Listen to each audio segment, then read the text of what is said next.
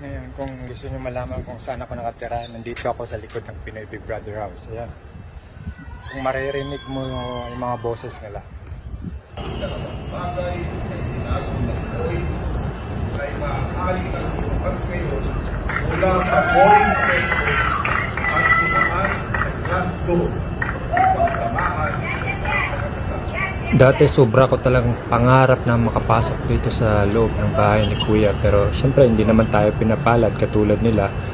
Pero parang ngayon feeling ko isa na din akong housemates kasi lagi kong naririnig ang boses ni Kuya at mga boses ng mga housemates, or kung meron silang mga task or sa pool area. Tingin ko dito na pumasok si Charlie sa bahay nila.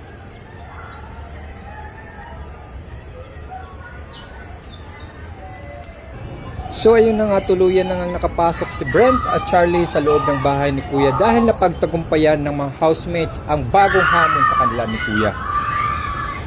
Ano kaya ang panibagong hamon ni Kuya ngayong darating na linggo? Abangan nyo yan. At dito nagtatapos ang kwento ng chismoso niyong kapitbahay. Ito nga pala si Jake Rines. Paalam!